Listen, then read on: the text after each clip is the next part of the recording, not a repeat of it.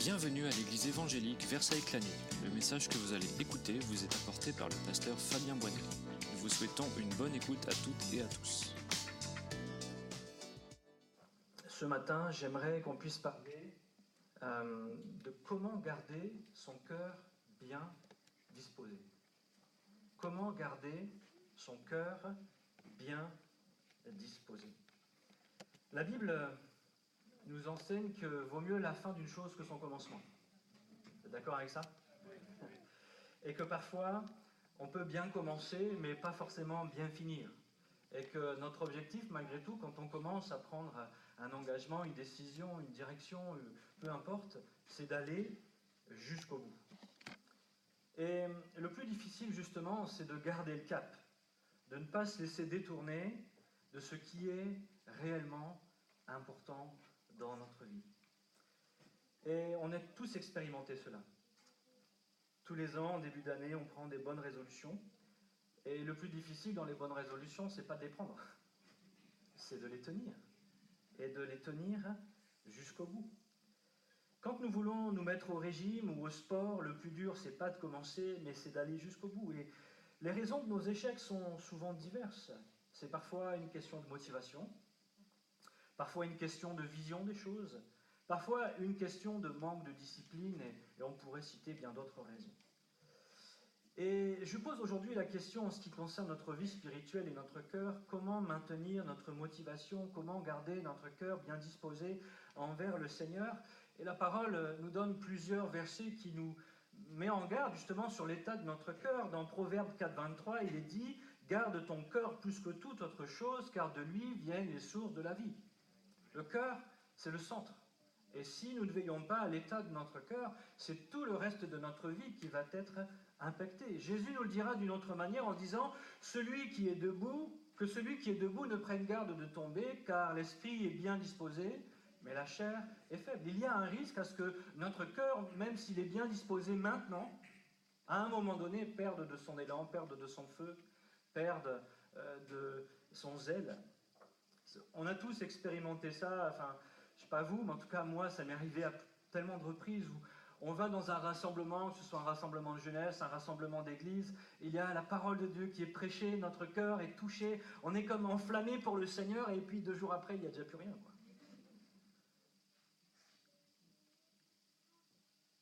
Est-ce que ça vous est déjà arrivé, comme moi, de constater que parfois notre cœur n'est plus dans les bonnes dispositions qu'il devrait être ?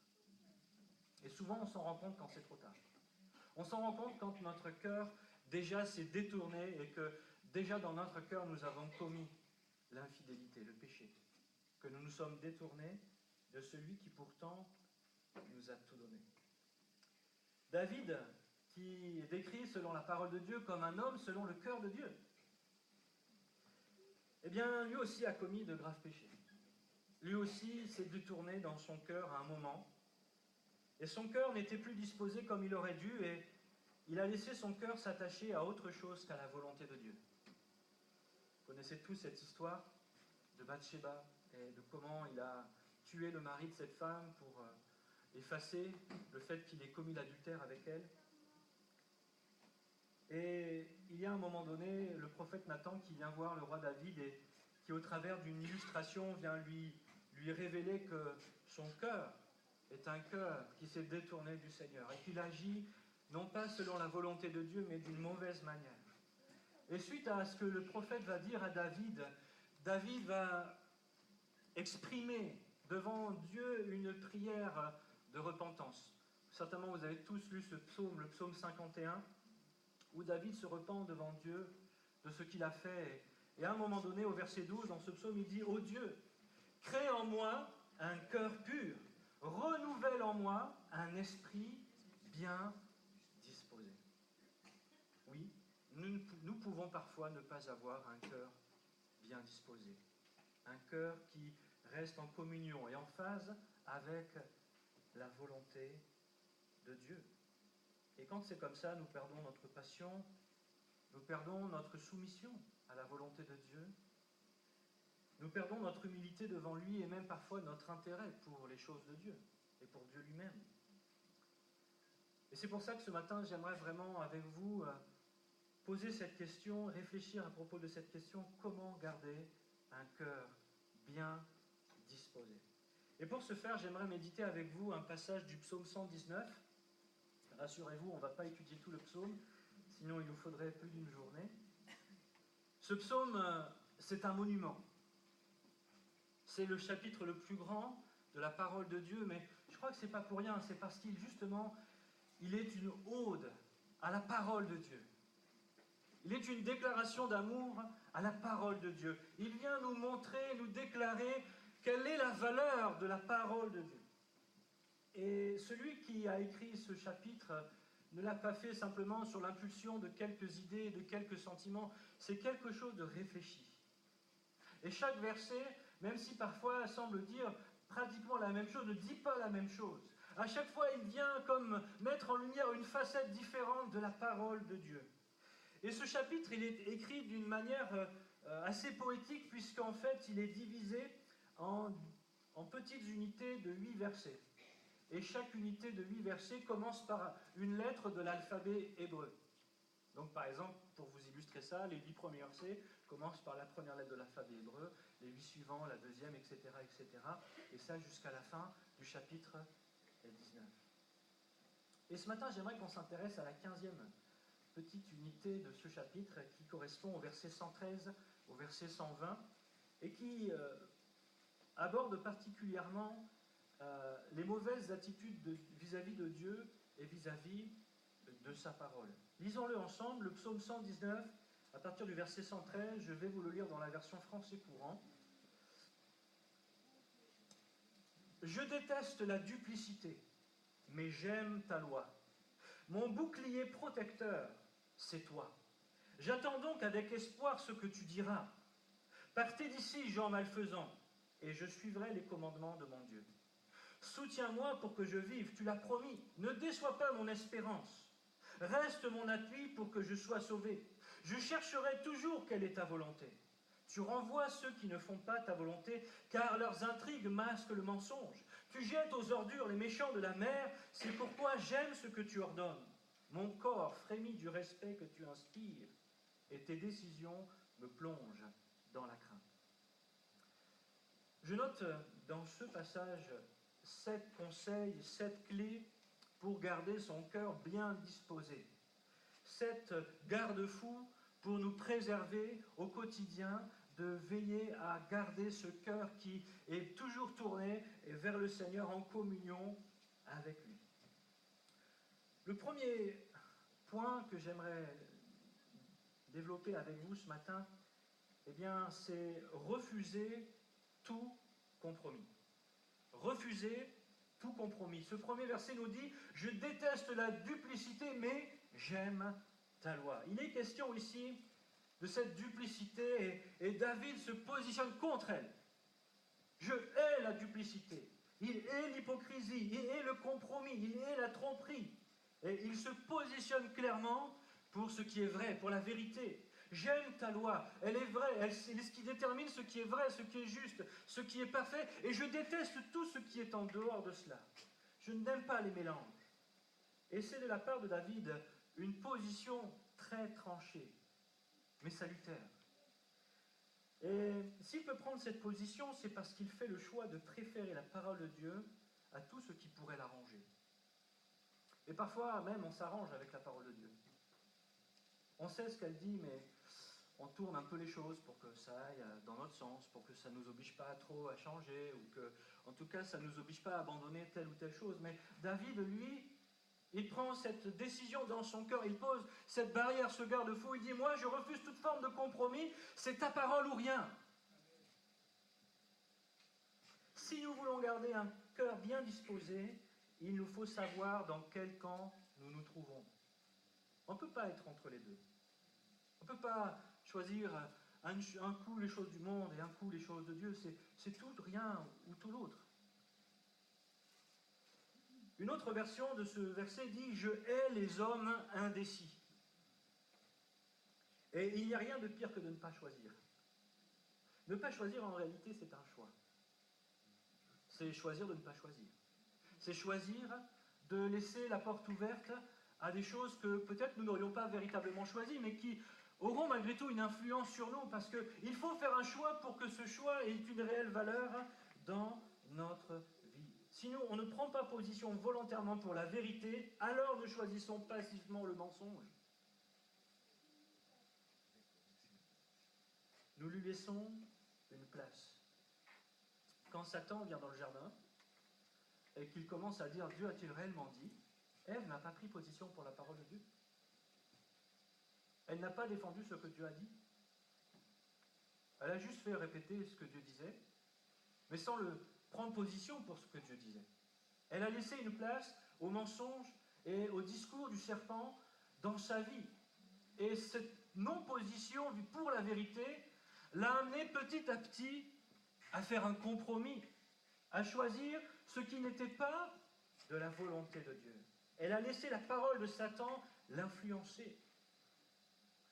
Il n'y a que dans la soumission à Dieu que nous pouvons trouver la capacité de résister et de rejeter l'influence de Satan dans notre vie. Jacques 4, 7. Soumettez-vous donc à Dieu, résistez au diable, et il fuira loin de vous. Mais si nous avons un cœur qui est à l'aise avec le compromis, un cœur qui n'est pas tranché pour ce qui est vrai, ce qui est juste, ce qui est parfait, ce qui est de la volonté de Dieu, alors nous ne soumettons pas à Dieu, et donc nous sommes une proie pour Satan. Refusez tout compromis. Deuxième chose, lisons le verset suivant, verset 114. « Mon bouclier protecteur, c'est toi, j'attends donc avec espoir ce que tu diras. » Je dirais que pour ce point, il est nécessaire de faire de Dieu et de sa parole notre référence absolue. Faire de Dieu et de sa parole notre référence absolue. Les tempêtes et les difficultés nous mettent tous à rude épreuve. Notre cœur est souvent ballotté dans ces moments-là et on ne sait plus quoi penser, quoi dire, quoi faire. Et souvent les difficultés viennent mettre en lumière les véritables dispositions de notre cœur. Dieu est-il juste une roue de secours ? Quand surviennent les difficultés, vers qui nous tournons-nous en premier ? Auprès de qui cherchons-nous des solutions en premier ? Et il arrive souvent que notre premier réflexe ne soit pas Dieu, ce soit nous-mêmes, notre propre sagesse, notre propre capacité, et que nous cherchions par nous-mêmes à solutionner cette tempête qui semble se lever dans notre vie. Ou parfois nous cherchons du secours auprès de nos amis, des conseils auprès de gens qui nous entourent, mais nous ne prenons même pas la peine d'adresser cette prière au Seigneur, de dire « Seigneur, qu'est-ce qu'il faut faire ? Je veux m'abriter derrière toi. » Vers qui, vers quoi cherchons-nous le secours ? Vous connaissez ce psaume 121 ? Je lève les yeux vers la montagne. D'où me viendra le secours ? La réponse de David à ce moment-là, c'est « Le secours me viendra de l'Éternel. » Ça, c'est la disposition de son cœur. Dieu et sa parole sont sa référence absolue. Et souvent, nous cherchons des solutions faciles et rapides. Nous voulons trouver le raccourci pour vite sortir de notre situation. Et quand rien de tout cela n'a fonctionné, et que nous sommes au pied du mur, alors seulement, nous faisons appel à Dieu. Mais David, lui, il dit « Mon bouclier protecteur, c'est toi. » Vous savez, dans un combat, le bouclier, c'est pas le plan B. Si vous ne mettez pas en action votre bouclier tout de suite, vous êtes mort. Vous êtes fini. Si le bouclier, c'est la dernière option, alors notre processus vital est engagé. Le bouclier, c'est le recours vital, sans quoi la mort est certaine. Le bouclier, c'est ce qui me protège, c'est ce qui me garde intègre, c'est ce qui me permet d'agir au bon moment pour terrasser mon ennemi, de me protéger des traits enflammés et d'attendre le bon moment pour réagir. Et David dit, mon bouclier, Seigneur, c'est toi. C'est vers toi que je me tourne. Tu es ma référence, ma première idée. C'est vers toi que je me tourne quand j'ai un problème, quand j'ai un combat, quand j'ai quelque chose à décider. C'est toi, c'est vers toi que je me tourne. Dieu est-il réellement notre premier choix? Celui qui nous permet de garder la tête froide dans les moments difficiles? Est-ce que nous plaçons notre confiance dans ce qu'il dit plutôt dans ce que je voudrais faire moi-même? Et la suite de ce verset, c'est « J'attends donc avec espoir ce que tu diras ». Ici, David dit « Je me protège derrière toi, je m'attends à toi, tu es mon plan A, je ne veux pas chercher de solution ailleurs. Et en me protégeant derrière toi, j'attends calmement que tu me dises ce qu'il faudrait que je fasse. Je compte sur ta parole. Je compte sur toi, Seigneur. » Et c'est dans cette attitude-là, vous savez, qu'on peut rester tranquille alors que la tempête fait rage. Qu'on peut goûter la paix que le monde ne connaît pas. Une paix qui surpasse toute intelligence. Vous êtes d'accord avec ça? Faire de Dieu et de sa parole notre référence absolue. Quand Dieu et sa parole sont réellement notre référence absolue, notre premier réflexe, alors nous pouvons goûter, comme je viens de dire, à cette paix. Mais la question est là. Est-il le Seigneur de notre vie? Celui qui est en premier?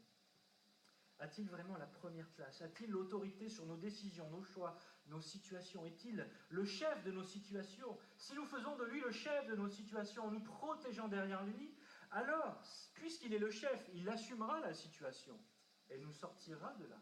Mais quand nous voulons être notre propre chef et nous sortir nous-mêmes de la situation, nous ne laissons pas à Dieu l'autorité d'assumer ces choses.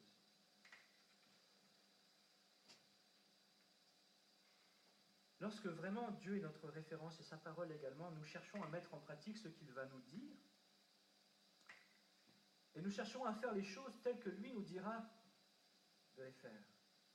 C'est ce qui va nous maintenir aussi dans de bonnes dispositions de foi, parce que nous allons constater que ce qu'il dit, les conseils qu'il donne dans sa parole sont vrais, sont justes et sont véritables. Mais si jamais nous nous donnons l'occasion d'expérimenter ces promesses que Dieu fait, alors nous ne grandissons pas dans notre foi. Il y a quelque temps, je crois que c'était en 2018, il y a un jeune garçon qui s'appelait Malachi Bradley, qui avait 10 ans et qui s'est perdu 3 jours en forêt. Il était parti faire une balade avec ses parents et puis à un moment donné, il est parti pour aller chercher des champignons et puis il s'est perdu. Et pendant 3 jours, il s'est retrouvé seul dans une forêt. Et à un moment donné, les parents se rendent compte qu'il a disparu, ils activent toutes les personnes pour partir à sa recherche, les secours, etc. Et au bout de 3 jours, ils finissent par le retrouver. Et ce qui l'a sauvé, c'est que ce jeune garçon a mis exactement en pratique les conseils de survie que ses parents lui avaient donnés. À ses yeux, les conseils que ses parents avaient donnés en termes de survie a été sa référence. Et dans le moment de la difficulté, il n'a pas cherché à mettre d'autres méthodes en place, il n'a pas cherché à s'en sortir en faisant autre chose, il a juste strictement appliqué ce que ses parents lui avaient demandé de faire, et ça lui a sauvé la vie. Je crois que parfois, dans notre vie, Dieu nous a déjà dit comment agir, comment faire. Il nous a déjà révélé de quelle manière nous pouvons répondre et nous comporter vis-à-vis de telle et de telle situation. Mais trop souvent, nous cherchons à faire les choses à notre manière. Et nous nous débattons, et nous nous débattons. Et parfois même, nous pouvons y laisser notre vie spirituelle. Faire de Dieu notre référence absolue.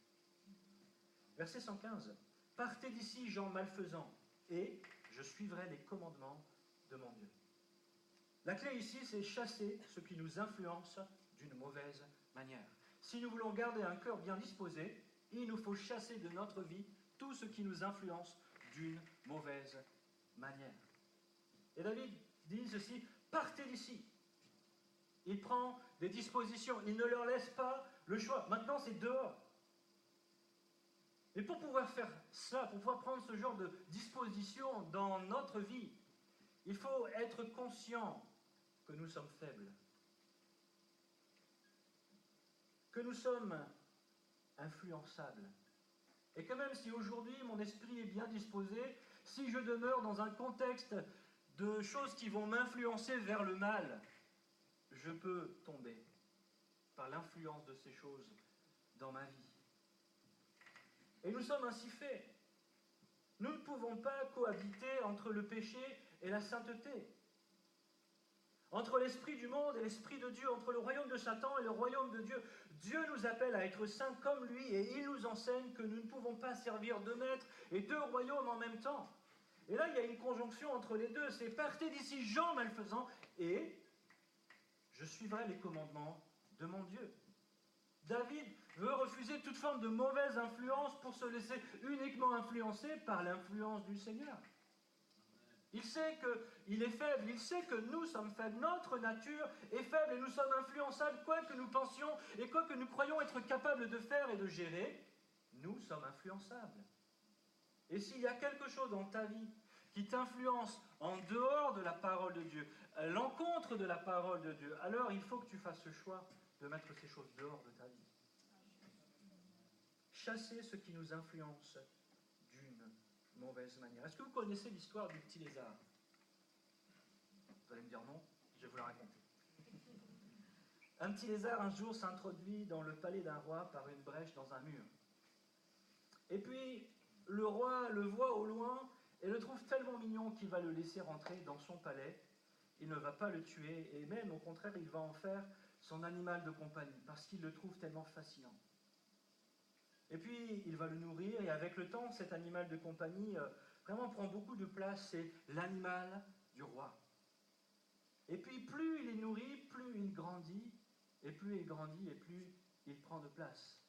Jusqu'au moment où ce petit lézard qui était tellement insignifiant devient un dragon féroce qui se met à dévorer tout le monde dans le château et qui devient lui-même le roi de ce palais.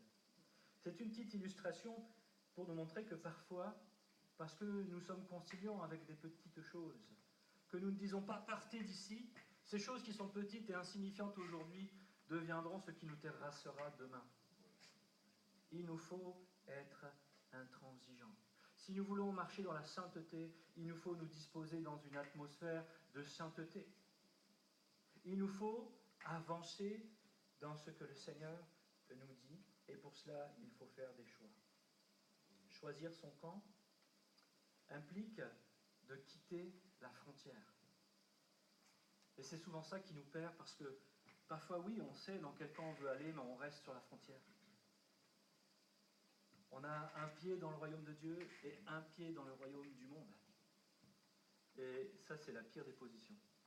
Parce que quand on est sur la frontière, on se sent ni chez soi dans le royaume de Dieu, ni chez soi dans le royaume du monde. On est juste malheureux tout le temps. Et Dieu nous appelle à quitter la frontière et à entrer davantage encore dans le pays de la promesse, à entrer davantage dans son royaume et dans ce qu'il veut, de prendre clairement position et de quitter toute influence néfaste. Parce que quand on est à la frontière, on entend ce qui se passe de l'autre côté. On voit ce qui se passe de l'autre côté. On est encore sous l'influence de ce qui se passe de l'autre côté. Et on a besoin de quitter pour entrer pleinement dans ce que Dieu a pour nous. Verset suivant. Soutiens-moi pour que je vive. Tu l'as promis. Ne déçois pas mon espérance. Je dirais que notre quatrième point, notre quatrième clé, c'est vivre dans la grâce et la dépendance au Saint-Esprit. Si nous voulons garder un cœur bien disposé, nous avons besoin du Saint-Esprit. Nous avons besoin que lui nous communique la force, la sagesse dont nous avons besoin, l'amour dont nous avons besoin pour continuer de demeurer dans cette communion avec le Seigneur. David sait que par lui-même, il ne peut pas. Et il veut dépendre de la force de Dieu, parce que c'est par elle qu'il va pouvoir atteindre son but. Soutiens-moi pour que je vive. Un cœur bien disposé, c'est un cœur qui s'appuie sur la grâce de Dieu et qui dépend de la puissance du Saint-Esprit. Et si nous voulons un cœur qui reste bien disposé, il faut que nous veillions à dépendre de Dieu toujours plus. Il nous faut chaque jour faire une déclaration de dépendance. Nous, on aime bien les déclarations d'indépendance. Je veux être mon propre maître, mon propre roi, mon propre Dieu. choisir pour moi-même. Ça, c'est le cri du cœur du monde. Mais nous, en tant qu'enfants de Dieu, nous devons apprendre chaque jour à nous abandonner entre les mains du Père, à offrir notre corps comme un sacrifice vivant, à offrir nos vies entre les mains du Seigneur. Et de dire, Seigneur, sans toi, je n'arriverai pas. J'ai besoin de toi. J'ai besoin de ta grâce. J'ai besoin de ton esprit pour m'aider à marcher conformément à ta volonté. J'ai besoin de ta force, de ta sagesse et de ton amour pour t'aimer comme tu mérites d'être aimé. J'ai besoin de toi. Je veux dépendre de toi encore aujourd'hui pour affronter les tentations et les difficultés de ce monde. J'ai besoin de ta sagesse. J'ai besoin que tu me parles. J'ai besoin que tu me communiques ce dont j'ai besoin.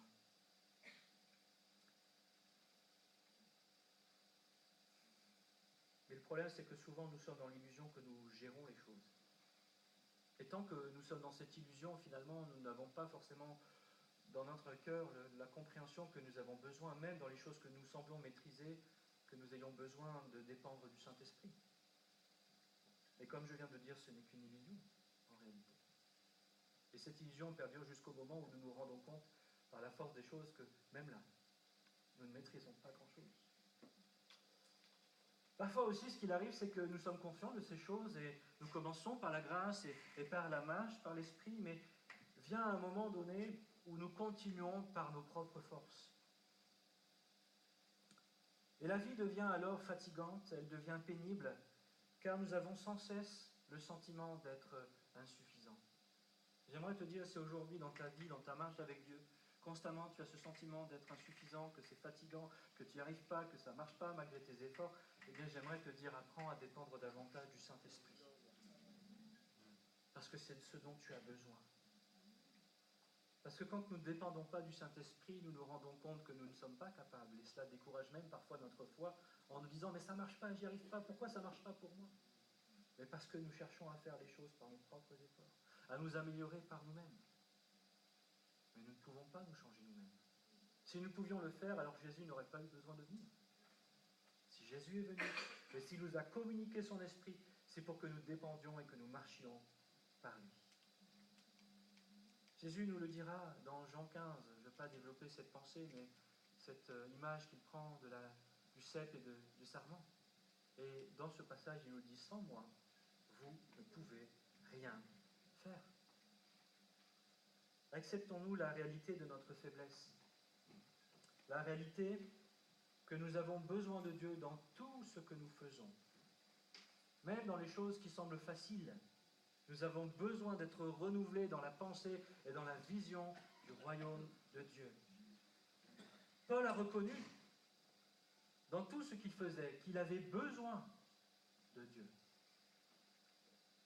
Il a dit, il a prié, et puis Dieu lui répond, vous connaissez ce passage de Corinthiens 12, 9, et il m'a dit, ma grâce te suffit, car ma puissance s'accomplit dans la faiblesse.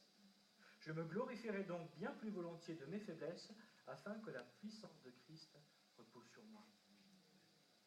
Si Paul a pu faire tout ce qu'il a fait, ce n'est pas parce qu'il était un surhomme, pas parce qu'il était meilleur que vous et moi, il était un homme de la même nature que vous et moi, mais parce qu'il a appris à dépendre du Saint-Esprit.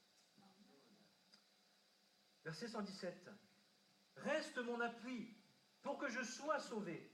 Je chercherai toujours quelle est ta volonté.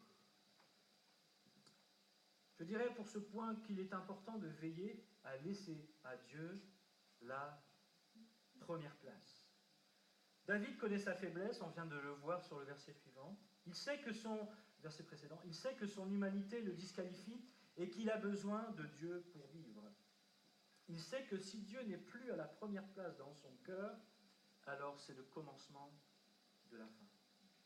Dans toute relation, pour que cela fonctionne, il y a nécessité d'un engagement des deux parties.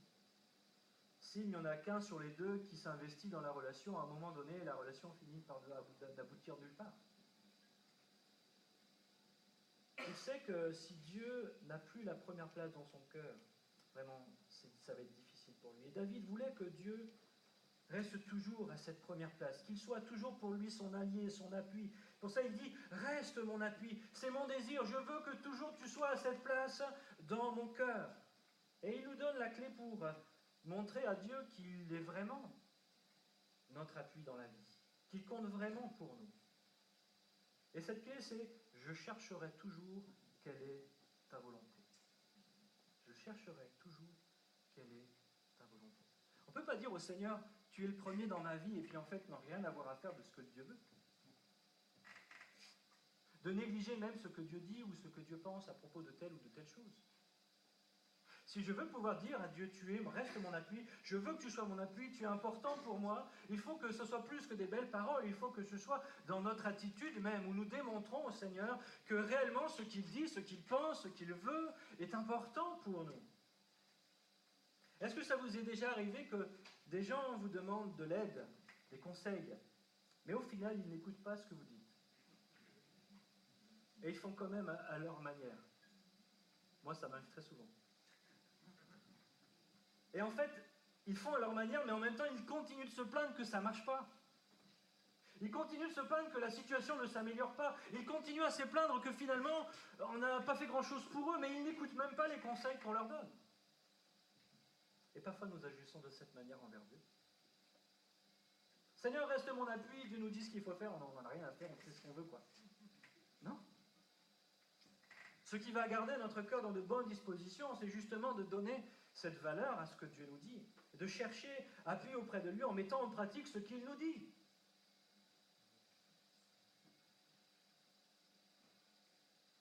Est-ce que Dieu est vraiment notre appui?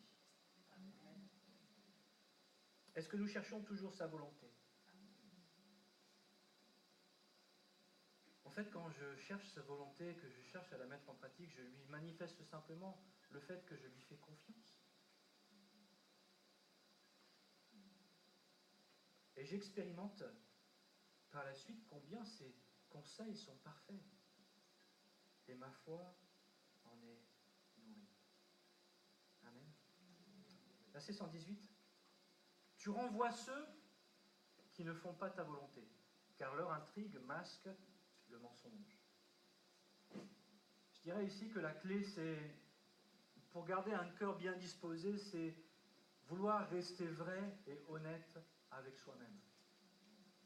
Vouloir rester vrai et honnête avec soi-même. Dieu nous connaît parfaitement et il nous connaît même mieux que nous-mêmes. Et si vous voulez connaître la vérité à propos de vous, demandez à Dieu. Il va vous montrer. Avec amour, mais avec vérité. Et Dieu ne veut et ne peut rien faire avec ceux qui ne sont pas honnêtes et vrais. Et parfois, il nous arrive de ne pas vouloir voir la vérité en face et de préférer le mensonge qui nous arrange. Ce qui nous permet de garder un cœur bien disposé, effectivement, c'est de rester vrai, de rester honnête, d'accepter de voir la vérité en face, savoir entendre les reproches, accepter la correction, reconnaître nos torts et savoir demander pardon. Ouf, c'est pas facile, hein? Mais si on sait de qui ça vient, de pourquoi il nous le dit, pourquoi ne l'acceptons-nous pas? C'est pour la liberté que Christ nous a franchis. Et comment est-ce qu'il nous a franchis? Par l'esprit de vérité. Il nous communique la vérité. Dieu est vérité et lumière. Et il ne peut en être autrement pour nous. Si nous n'acceptons pas d'être vrais avec nous-mêmes, et vrais avec Dieu, et vrais avec les autres, d'être authentiques, alors finalement, Dieu ne peut pas faire grand-chose avec nous. Et d'emblée, notre cœur déjà n'est pas disposé comme il devrait être disposé pour que Dieu puisse agir dans notre vie et au travers de notre vie. Pour pouvoir nous bénir, Dieu nous amènera toujours à reconnaître la vérité. C'est ce qui s'est passé pour le salut. Le Saint-Esprit a travaillé notre cœur afin que nous soyons convaincus de la vérité, du péché, de justice et de jugement. C'est cette vérité qui nous a amenés, que nous avons d'abord acceptée, qui nous a amenés à changer, à être transformés, à vivre quelque chose de nouveau. La Bible nous dit que Dieu résiste aux orgueilleux, mais qu'il fait grâce aux humbles. Si je suis orgueilleux, que je me crois mieux que ce que Dieu dit que je suis, que je n'accepte pas ce qu'il me révèle à propos de mon propre cœur, j'endurcis mon cœur en réalité. Et Dieu ne pourra pas travailler en moi, ni avec moi. Il y a des domaines dans lesquels nous reconnaissons facilement nos torts et nos faiblesses. Mais il y en a d'autres dans lesquels nous avons du mal à l'accepter. Des domaines dans lesquels nous en sommes conscients, mais nous n'acceptons même pas de l'envisager.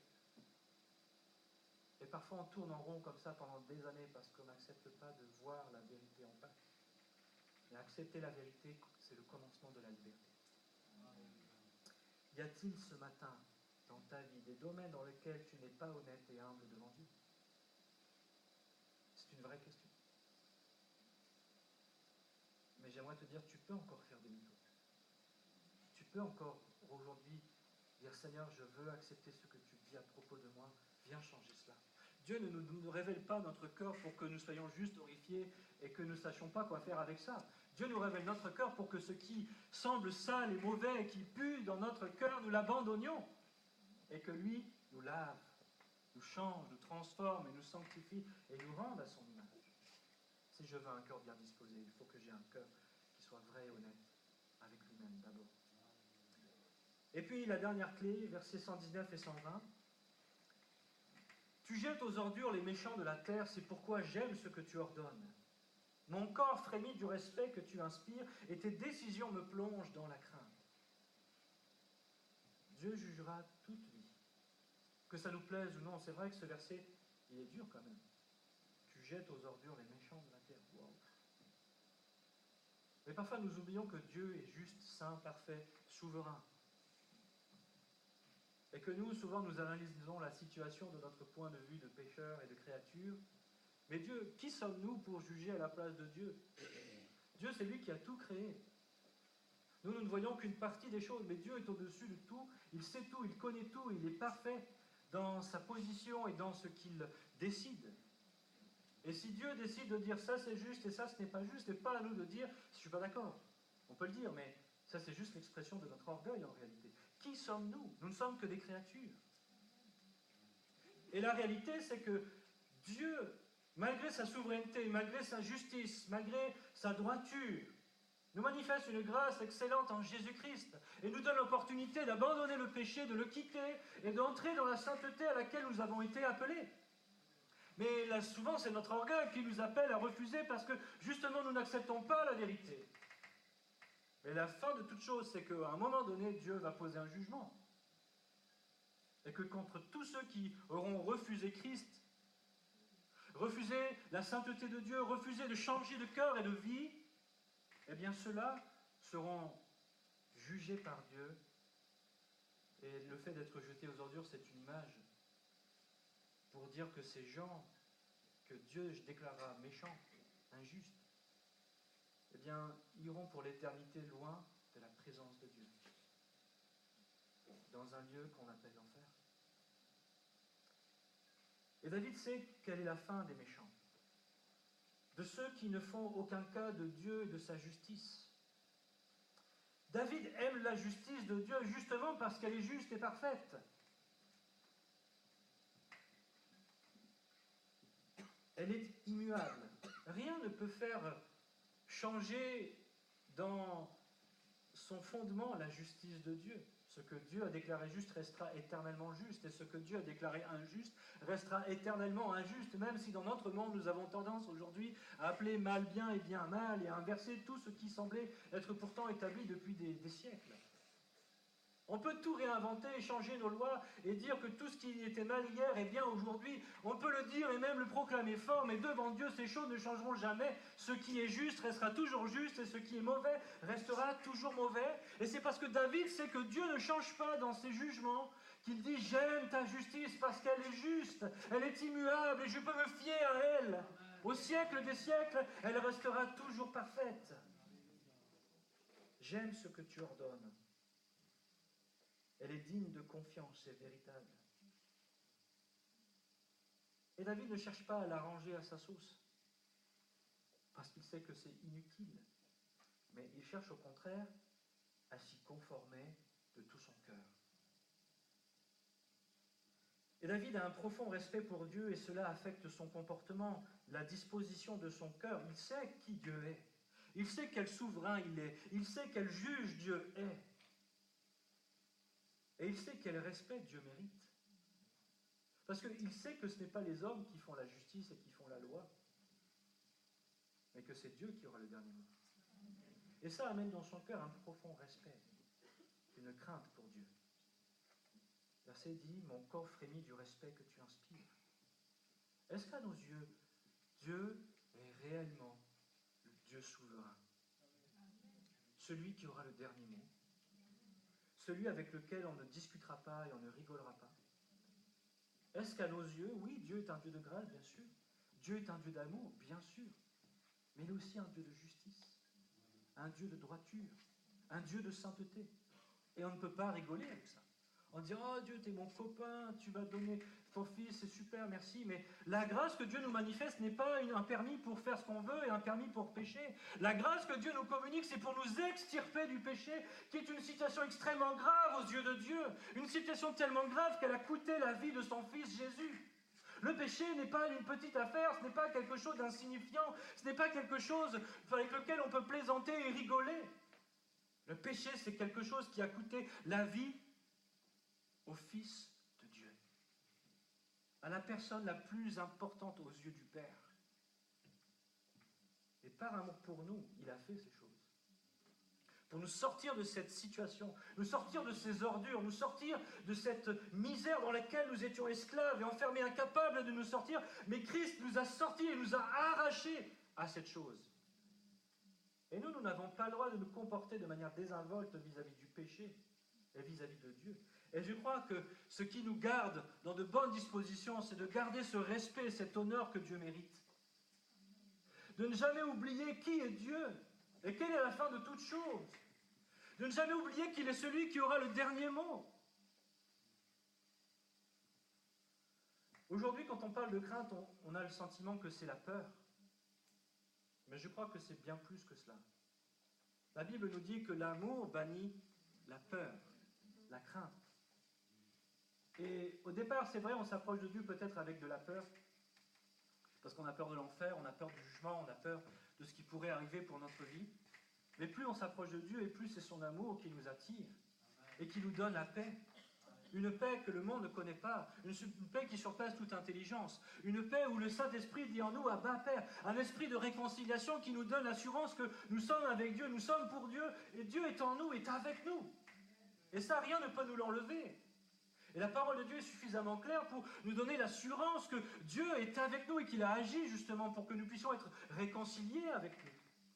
Mais ce n'est pas parce que je grandis dans ma compréhension et dans mon amour pour Dieu et que la peur de Dieu disparaît que le respect et l'honneur qui est dû à Dieu, lui, doit diminuer.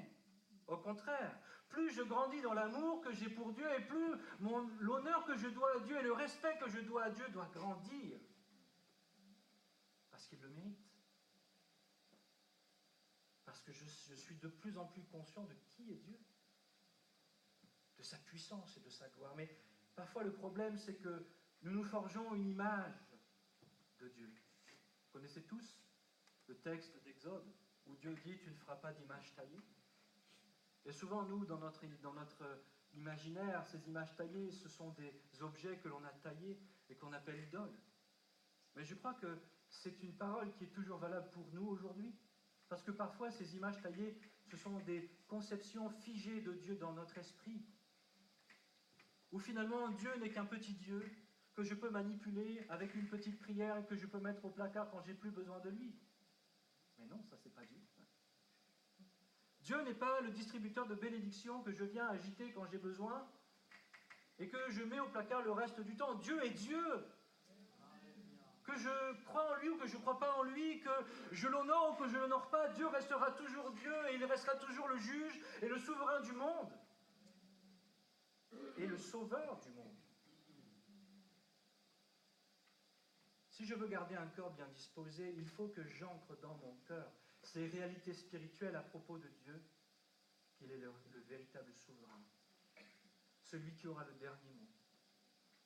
Et que devant sa grandeur, sa splendeur, devant l'étendue de son amour, de sa fidélité, plus je réalise qui il est, et plus mon cœur est rempli d'un respect profond pour lui, parce qu'il m'émerveille. Et il me saisit par l'étendue de son pouvoir et de sa grâce. quel respect et quel honneur manifestons-nous concrètement envers Dieu? C'est une question que je laisse sur notre cœur. Avons-nous vraiment conscience qu'il est le Tout-Puissant, qu'il est le Souverain, qu'il est saint, qu'il est juste, qu'il est parfait, et que oui, il veut être notre ami, mais pas notre copain. Oui, il est notre Père, mais pas n'importe quel Père. Il est le roi des cieux. Et il mérite que toute langue confesse qu'il est. Il mérite que tout genou fléchisse devant lui. Il mérite que toute langue proclame et acclame son nom nuit et jour, constamment. C'est ça qu'il mérite. Dans le ciel, les anges constamment l'acclament. Parce qu'il n'y a rien qui soit supérieur à lui. Mais notre pensée est tellement limitée que nous avons du mal à comprendre Dieu. Et parfois, pour nous faciliter les choses, nous réduisons l'image de Dieu pour que ce soit une image que nous pouvons manipuler. Et je crois qu'il faut briser ces images et dire, Seigneur, viens encore m'émerveiller. Aide-moi à t'apporter le respect encore davantage que tu mérites. Donne-moi d'être saisi de crainte devant toi. Crainte devant le péché, crainte devant ces choses que tu hais. Donne-moi d'être animé des mêmes sentiments et des mêmes pensées qui sont les tiennes, Seigneur, parce que je ne veux pas t'offenser. Mais au contraire, je veux manifester tout le respect et tout l'honneur qui t'est dû, Seigneur. Alors j'en arrive à ma conclusion. Comment garder son cœur bien disposé? En l'exposant à la parole de Dieu qui nous révèle et qui nous amène dans la vérité. Mais nous avons aussi des décisions à prendre et des garde-fous à mettre pour nous préserver. Je vais résumer tout ce que nous nous sommes dit. Refuser le compromis. Faire de Dieu et de sa parole notre référence absolue, notre premier réflexe. Chasser ce qui nous influence d'une mauvaise manière. Vivre dans la grâce et dans la dépendance du Saint-Esprit. Laisser Dieu à la première place dans notre vie. Veiller à ce qu'il y reste. Rester vrai et honnête envers nous-mêmes. Honorer et respecter Dieu pour qui il est. Et pour terminer, je dirais simplement que qui mieux que le Seigneur peut nous aider à garder un cœur bien disposé. Comme on l'a vu, tout seul on n'y arrivera pas. On a besoin de Dieu. Et chaque jour, chaque instant, nous pouvons demander au Seigneur, Seigneur, aide-moi à avoir un cœur toujours bien disposé envers toi. Parfois, il y a comme des commencements où notre chair cherche à disposer notre cœur autrement. Des fois, on sent qu'on n'a pas envie de prier. Des fois, on sent qu'on n'a pas envie de lire la parole de Dieu. Des fois, on sent qu'on n'a pas envie de venir à l'église. Des fois, on sent qu'on devrait faire quelque chose de bien, mais on n'a pas envie au fond de nous. Il y a comme des luttes et des combats. Dans ces moments-là, prions Dieu de bien nous aider à disposer notre cœur pour qu'il demeure là, dans ce moment, dans cet instant, dans la pensée et dans la volonté du Père. David, et je conclue avec ce verset, psaume 139, versets 23 et 24, dit ceci, « Sonde-moi, ô Dieu, et connais mon cœur. Éprouve-moi et connais mes pensées. Regarde si je suis sur une mauvaise voie et conduis-moi sur la voie de l'éternité. » Que ce soit notre prière, que ce soit notre désir constant de dire, Seigneur, montre-moi, sonde-moi, conduis-moi. Je veux marcher sur la voie de l'éternité, mais j'ai besoin de toi. On prie ensemble. Seigneur, merci pour ta parole. Merci Seigneur parce que toi tu veux que notre cœur reste toujours bien disposé. Tu veux Seigneur que notre cœur demeure Seigneur, aligné avec le tien, en communion avec le tien Seigneur. Et nous avons notre part à faire là-dedans Seigneur. Aide-nous à veiller chaque jour sur l'état de notre cœur. Parce que Seigneur, de lui est conditionné l'état de notre relation avec toi. Et de notre marche au quotidien Seigneur. Je prie Seigneur que s'il y a quelqu'un ici dans la salle ce matin, Seigneur, qui se bat avec son cœur qui aujourd'hui n'est plus disposé comme il faut, Seigneur, que tu l'aides, Seigneur, à tout abandonner à nouveau entre tes mains, à faire cette même prière que David a faite, Seigneur. Renouvelle en moi un esprit bien disposé. Seigneur, viens renouveler en nous encore un esprit bien disposé. Donne-nous d'apprendre à mettre au quotidien ces garde-fous dans notre vie, Seigneur, afin que nous restions collés à toi, unis à toi, Seigneur, en tout temps et en toutes circonstances. Tu sais, Seigneur, que l'ennemi cherchera toujours à nous détourner de toi, à nous séduire, à nous détourner de tes voies, à nous faire entendre d'autres voix. Mais Seigneur, donne-nous dans notre cœur de refuser ces choses, de nous soumettre constamment à ta volonté, Seigneur, afin que, en tout temps et en toutes circonstances, par la puissance de son Saint-Esprit, nous puissions être ton peuple. Nous puissions, Seigneur, être tes témoins. Nous puissions, Seigneur, être tes ambassadeurs. Nous puissions, Seigneur, exercer, Seigneur, le ministère que tu nous as confié, qui est celui de la réconciliation du monde avec toi. Aide-nous, Seigneur. Fais-nous grâce. Parle à nos cœurs encore, Seigneur. Et que dans la semaine qui va se dérouler, dans les jours qui vont venir, Seigneur, quand, Seigneur, notre cœur sera comme attiré vers autre chose, nous puissions nous souvenir de cette parole et que nous puissions prier, Seigneur, afin que notre cœur reste bien disposé. Amen. Que nous refusions d'être toute influence qui n'est pas de toi, Seigneur. Aide-nous, Seigneur. Viens à notre secours et donne-nous, Seigneur, d'être à ton image afin de donner toute gloire à ton nom, Seigneur Jésus. Amen. Nous espérons que ce message vous a encouragé et béni. Vous pouvez nous suivre sur notre site internet www.eglisversailleclany.com, sur notre page Facebook ou encore sur notre compte Instagram. Si vous appréciez nos messages, merci de les partager et ou alors de nous laisser un commentaire sur iTunes ou SoundCloud.